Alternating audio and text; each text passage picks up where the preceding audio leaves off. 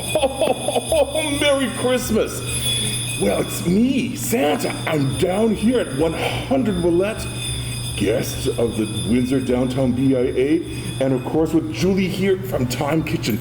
Julie, I hear you've got a special treat for me. What is it today? I heard a rumor, Santa, that your favorite cheese is goat cheese. Oh, yes! So since many of us have embraced cheese making during COVID, I thought it would be fun to show people how easy it is to make goat cheese. Wonderful. I only made it a couple months ago for the first time, and I found it so ridiculously easy that I thought I had to share everyone. So we just start with literally goat's milk, 1 liter, pour it into our pot. The only tricky part is you got to make sure that you're taking its temperature. We're going to heat the milk to about 110 degrees. Perfect. So we'll give that 1 second. While that is heating, I'm just going to prep a little bit of fresh orange zest.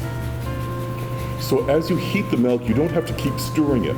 No, you're just going to keep an eye on it because you're actually trying to curdle it, right? So this is the whole process of cheese making. Then I have some beautiful rosemary. And how I prep rosemary is I basically just flip it and pull it down so I get a straight line.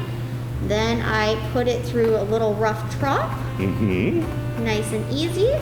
So all you have to do, again, it doesn't take very long. You're just heating this milk to about 110 degrees.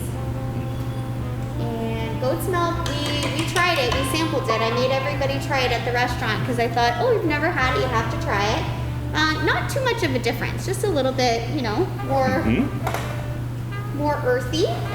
So then you take your milk and just pop it into your bowl. So you're just bringing it up to temperature, popping it in the bowl. We're gonna add a 1/4 cup of lemon juice. And we're gonna stir that in for a second. Very important that you add the lemon juice first. Let it sit for just a second. Then you're gonna add a 1/4 cup of vinegar, just regular white vinegar. And you're gonna let that sit for a bit. Okay. So the lemon juice and the white table vinegar cause the reaction to make it curdle. Exactly, which is the science behind cheese. Oh my. So while we're kind of steeping that, I'm gonna add a little bit more orange zest because it's Christmas. So we're gonna make a flavored goat cheese. And we're gonna add some cranberries. We're gonna add some extra rosemary. And we're also gonna add salt and pepper, of course, because nothing is complete without it. And then all you do is stir it around. Then everyone has cheesecloth at home. Sometimes I don't because I just don't think of it. But I just use a big coffee filter. And you just pour this mixture right into the coffee filter. Okay. And I'm making it look easy. I do have a strainer underneath it because I have definitely learned my lesson. So pour all of that good stuff in there. From there, you're gonna take a little anything, a string, we take butcher's twine because that's what we have in the kitchen. And we're basically just going to let that sit for a few minutes.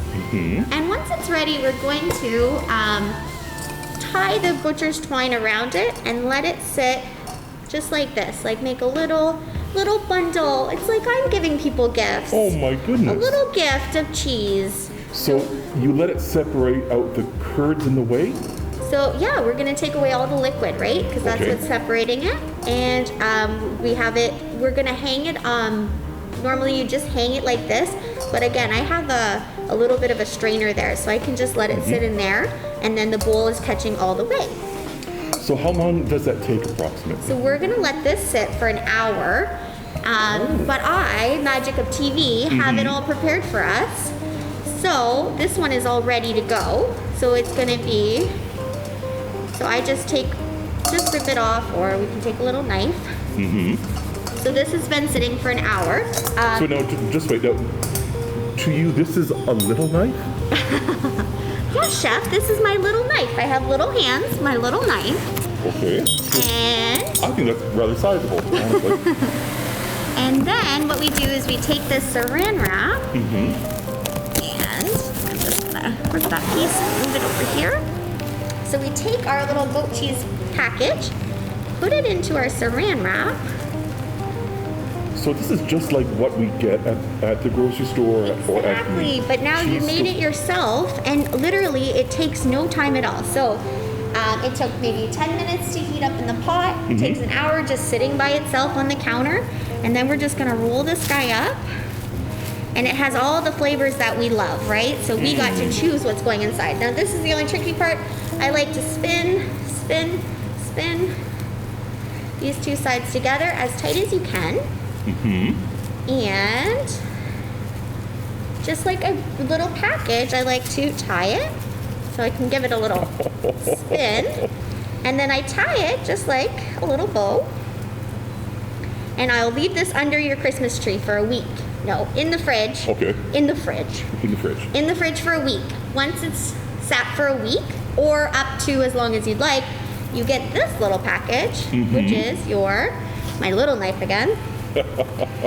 Grab this. You just cut off the sides, unroll it, and it's basically the exact same thing that you would get in the grocery store, but you've been completely in charge of flavoring it, seasoning it.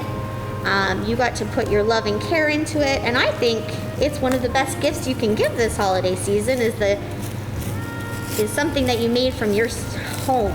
Well, and it's all natural products, no additives, no other chemicals. Exactly.